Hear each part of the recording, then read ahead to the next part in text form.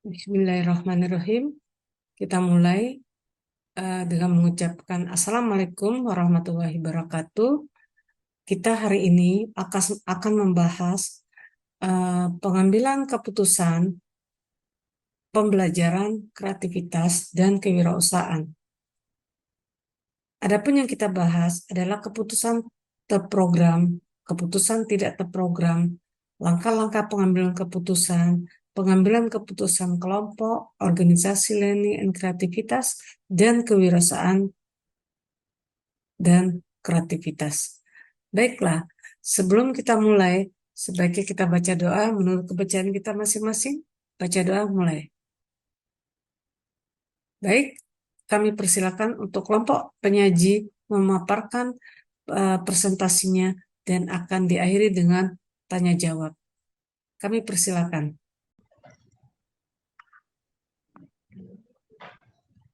Selanjutnya ada Syarla Zaskia Putri dengan NIM 1706623023 dan yang ketiga adalah Atela Holi Jaya Laksono dengan NIM 1706623064. Boleh slide selanjutnya. Jadi kami akan menjelaskan mengenai materi pengambilan keputusan, pembelajaran, kreativitas, dan kewirausahaan. Dan isi materi tersebut adalah yang pertama, apa itu keputusan terprogram, dan yang kedua ada apa itu keputusan tidak terprogram. Yang ketiga, bagaimana langkah-langkah pengambilan keputusan yang baik. Dan yang keempat, bagaimana cara pengumpulan keputusan kelompok. Dan kelima, apa itu organization learning dan kreativitas. Dan yang terakhir adalah bagaimana cara meningkatkan sikap kewirausahaan dan kreativitas. Boleh slide selanjutnya. Untuk materi yang pertama akan dibawakan oleh Syarla Zaskia Putri. Untuk itu, Syarla Zaskia Putri, saya persilahkan. Baik, terima kasih Adi. Boleh di next. Keputusan terprogram. Keputusan terstruktur atau berulang disebut sebagai keputusan terprogram. Dalam keputusan terprogram, regulasi, kebijakan, dan prosedur reguler akan digunakan untuk mengatasi situasi khusus jika sering terjadi. Keputusan terprogram biasanya dilakukan oleh first level manager tanpa harus melibatkan bantuan dari tingkat manajer yang lain. Jika dibutuhkan, middle manager hanya akan membantu untuk meluruskan beberapa bagian teknis saja. Nah, biasanya ada syarat suatu keputusan terprogram dapat terlaksana dengan baik. Ada beberapa tips. Yang pertama, memiliki sumber daya manusia sesuai standar kemampuan yang dibutuhkan. Kedua, lengkapnya sumber informasi kualitatif dan kuantitatif yang diperlukan, serta terpercayanya informasi yang diterima.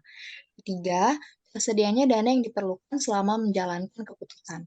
Terakhir, aturan dan kondisi organisasi mendukung terlaksananya keputusan terprogram hingga tuntas.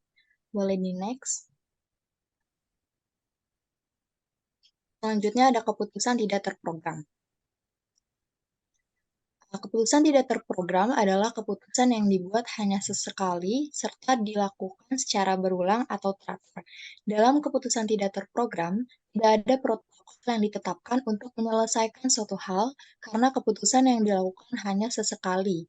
Dan keputusan ini seringkali melibatkan masalah yang rumit, signifikan, atau baru. Mengingat bahwa tidak ada standar formal yang diperuntukkan untuk menyelesaikan suatu masalah, penyelesaian harus ditangani secara khusus dengan menggunakan intuisi dan keahlian manajer untuk mencari solusi. Selanjutnya akan dijelaskan oleh rekan saya. Iya, selanjutnya ada langkah-langkah pengambilan keputusan. Langkah-langkah pengambilan keputusan yang pertama ada perumusan masalah. Perumusan masalah biasanya dimulai dengan mengkaji fakta-fakta yang ada. Sering terjadi hal-hal yang kedengarannya sederhana bahkan menjadi sumber kegagalan dalam pengambilan suatu keputusan yang benar. Sebuah perumusan yang baik adalah dapat mengidentifikasikan semua elemen-elemen yang relevan, elemen apa yang tidak ada, dan elemen apa yang perlu ditambahkan. Yang kedua ada pengumpulan dan penganalisaan data. Jadi pemimpin dalam pengambilan keputusan ini diharapkan dapat mengumpulkan dan menganalisis data-data yang dapat membantu mengatasi masalah yang ada. Terus ya selanjutnya ada pembuatan alternatif kebijakan. Setelah merinci masalah yang terdapat dan disusun dengan baik, selanjutnya perlu dipikirkan cara-cara untuk menyelesaikannya. Cara penyelesaian ini biasanya selalu diusahakan dengan adanya alternatif-alternatif beserta konsekuensi dan cara penyelesaiannya, baik positif maupun negatif. Yang selanjutnya, yang keempat, ada pemilihan salah satu alternatif terbaik.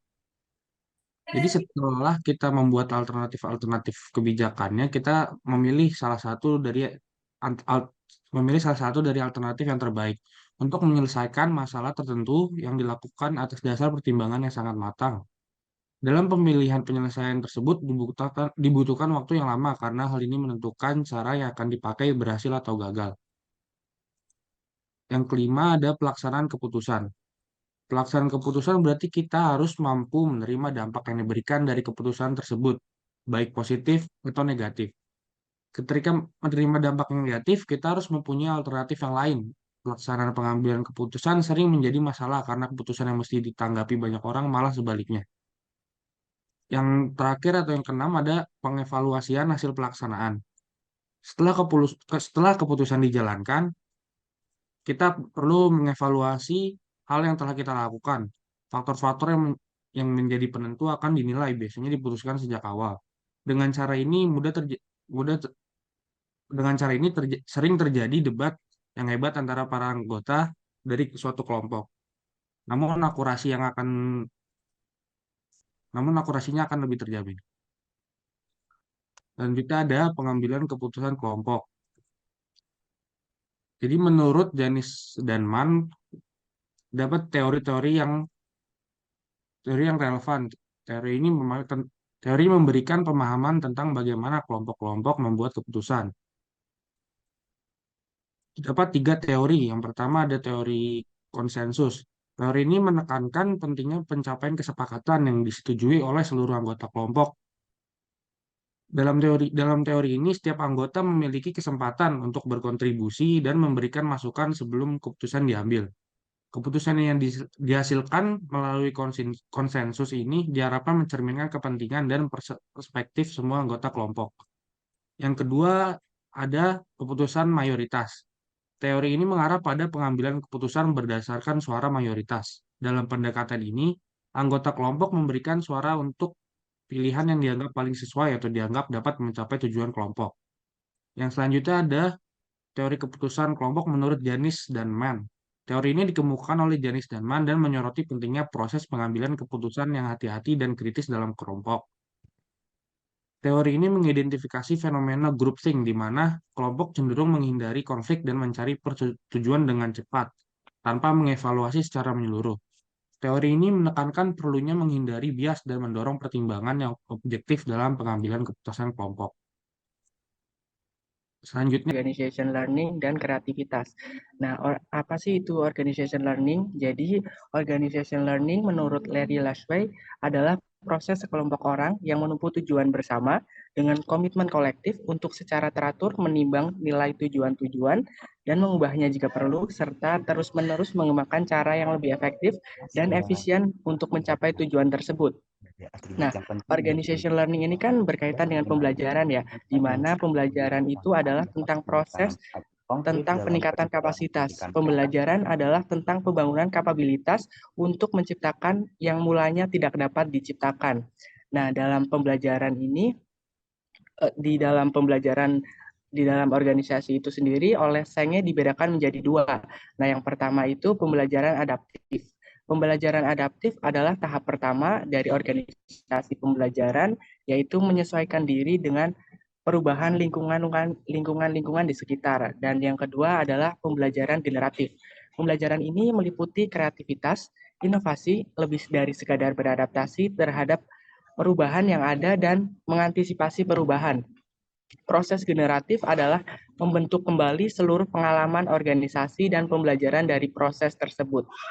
Boleh next slide? Baik. Selanjutnya adalah kewirausahaan dan kreativitas.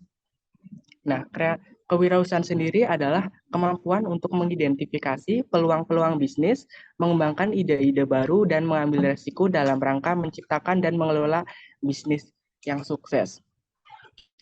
Kewirausahaan ini kan melibatkan tindakan kreativitas ya, di mana kreativitas adalah kemampuan untuk menghasilkan ide-ide baru dan solusi-solusi yang inovatif dan pandangan yang segar terhadap masalah yang ada. Tuh, tadi kan udah dibahas ya, dikasih tahu juga tadi ya langkah-langkah untuk ngambil keputusan. Tapi dalam mengambil keputusan itu kan pasti ada aja lah tantangannya. Nah, kira-kira bisa nggak ya sebutin apa aja sih tantangan yang mungkin dihadapi pas ngambil keputusan dan solusinya itu gimana? Jadi saya akan menjawab pertanyaan dari Eriska, yaitu apa aja tantangan yang mungkin dihadapi saat pengambilan keputusan kelompok dan berikan solusinya.